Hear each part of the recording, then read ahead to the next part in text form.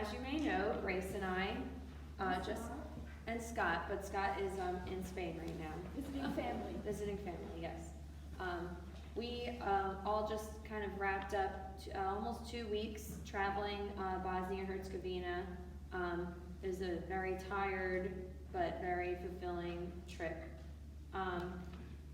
So we're just here to kind of share some stories with you, and I just wanted to open up because just reading this gospel now, the part about going into other people's homes and like having them welcome you is something that kind of hits the heart, because you know, when we go over to Bosnia, in a couple of the towns we stay in people's homes, people who may have never met us before, but they know what we do, and so they welcome us with everything that they have, and sometimes it's not a lot, but they give you what they can.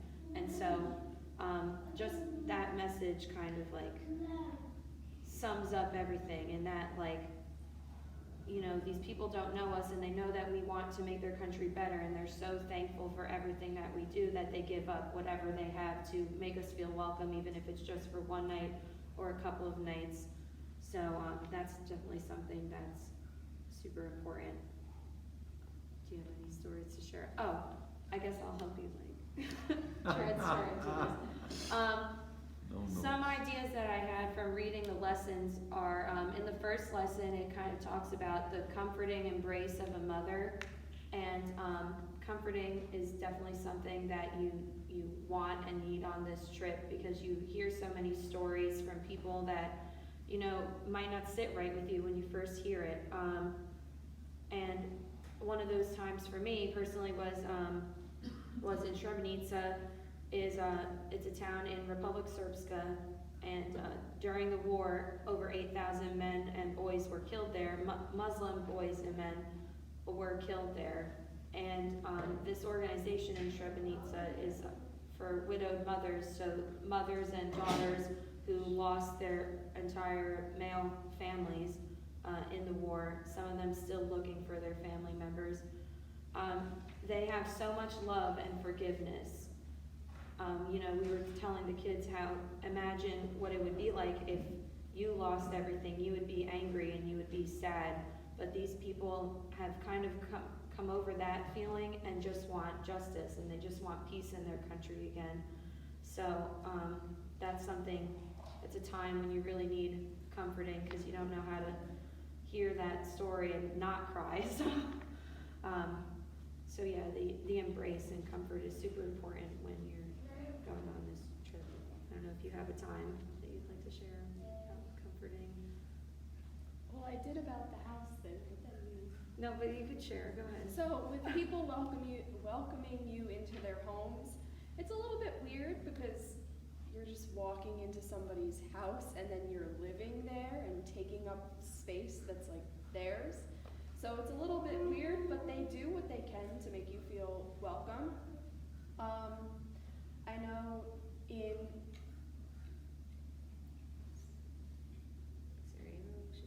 Shipovo. In Shipovo, that's a smaller town. Shipovo is one of the poorest towns in Bosnia that we go to, and it's a predominantly Serbian town. Yeah, just so you have a little background. So in this host home that we were in, there were a bunch of us there, and as we were leaving, we give our host families little gifts that we bring for them. And I gave our host mother the gift that I brought, and she said, wait, right here, but not in English because they don't know English. So context clues, very important. And she came back with a little seat cover, or like a little thing that she made, and it was beautiful. I'm gonna put it in my room, that she hand sewed, and it's just beautiful. And I didn't expect to get anything back, but this woman who has so little wanted to give me something because I was important to her, because she just wanted to spread peace, wanted to,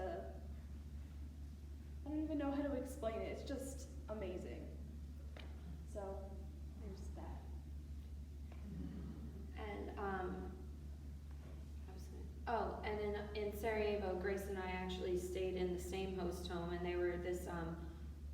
older couple, they did not speak a lick of English, like none at all. So trying to communicate with them like, oh, what time do we have to wake up for breakfast? And we're gonna be out late tonight, so can we have the key? And none of that is easy to transfer at all. He uses a lot of hand motions, like key, or like time. But they were just the sweetest couple, and for me personally, I landed in Sarajevo a couple days before the rest of the team did, so I was staying with them a couple extra days, and they were just the sweetest little couple ever. Their house is only 3 rooms. The kitchen and the dining room are 1 room, and then they have 2 kind of like 1 bedroom and 1 like living room that the couch kind of opens up into a bed. And so Grace, myself, and Kate is another person that stayed with us. The 3 of us kind of like took over their living space completely, and they just didn't care. They just loved having us there. And every morning for breakfast, you know, we would try to clean up after ourselves, and they would say, no, 9, no, stay. And 9 is German, 9. sorry. But they would say like, just leave it there. And you know, they were literally giving up everything in their home just to have us there, because they know that like what we're doing is so important. And they you know, at one point one of them was sleeping on the couch that is like in the kitchen because they wanted to give us their comfortable beds. And so it's just crazy that these people who, you know, they believe differently than us religiously, and you know, they live in a whole nother world, and we can't even speak to them, but they know what's going on, and they want to make us feel welcome so that we come back and that we continue to do this ministry that is so important, and it's just really awesome. Another point that I wanted to touch on is that in the second lesson, it says bear each other's burdens. And I mean, there's a whole other words in the second lesson, but that's the one that sticks out to me, is that we bear each other's burdens, and it kind of connects to comforting each other. Is that, you know, this trip can take a toll on a lot of people, and hearing the stories of all these kids that have so much, have so many burdens, and a lot of the kids now that we are working with have been born after the war, so you know, they don't have stories of, oh well, this is what happened to me during the war, but you know, they still live with the trials and tribulations of living in a post-Civil War country. And so just like hearing their stories, and then they appreciate so much you listening to them, and they just give you these like huge hugs, and they love that somebody on the other side of the world actually cares about them. We actually recently got an email from someone who went to these camps 10 years ago and said, you know, I'm so glad I found your website, and I wanted to email the organization and let you guys know that those summer camps were the best part of my summer, and they really made me feel connected to the world in a way that I never felt before. Because there's so many people that don't know where Bosnia is, what even happened there, and so these kids are kind of aware of that, and they wonder like, why would people come over here and help us? But you know, here we are doing it, and the kids appreciate it super, super much. It was mentioned that in one of the camps, it's like a bigger camp for one of the camps. It's kind of confusing. The New Hope. Oh, Camp New Hope, yeah. Anyway, one of the camps that they had, there was a kid that was talking to, I believe it was Jason. For you, those who don't know, he's the trip coordinator person, everything. Okay. But they were saying, you guys still come here? And no, it was an adult. It was one of the teachers of the schools was talking about how you guys still come here. It's been 20 years, this was our 20th trip, and you guys still come here. You still care, you still want to spread this message of love and peace and hope. And that's amazing, because why wouldn't we go there? It's amazing, and it's easily the best part of my summer, if not year. Another thing, the people over there love it when they hear that we're going to take their stories back to America and spread it to people that we know. And it's so, seeing their eyes light up when you say, like, we'll share your story. We want people to know. We want people to know and bear your burdens. It's unreal. In Srebrenica, again, Nicole talked about this, where all of these terrible, terrible things happened. There's a woman who is now the head of the Mothers of Srebrenica, which is the organization with all the women who lost all of their male family.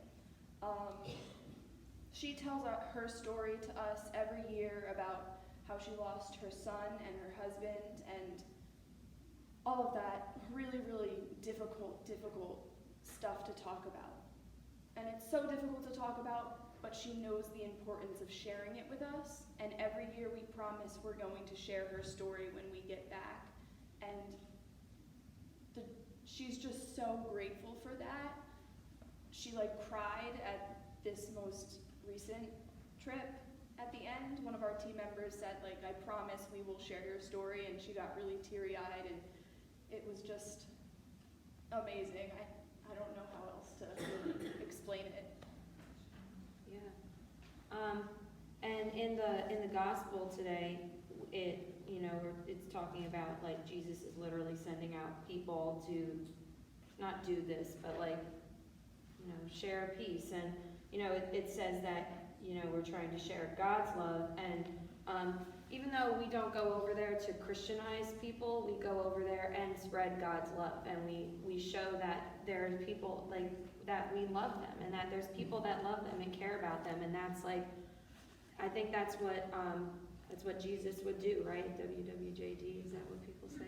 Are the kids still saying that? I don't know.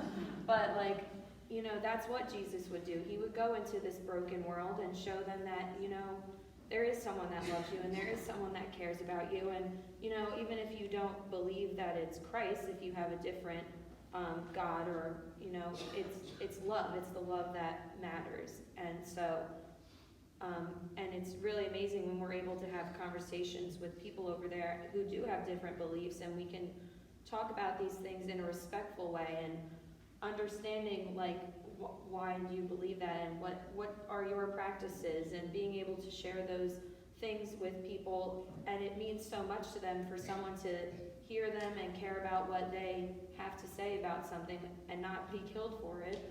So I think that's the whole point, is that we just want to share how we're spreading God's love in this broken world. And yeah, sorry, this was a very unplanned thing. So, but we just appreciate the time. Yeah, still a little jet lag, but we just appreciate the time to share things with you all. If anyone has any questions, maybe we can take a few questions about the trip. If you don't, that's okay, and you can talk to us after service.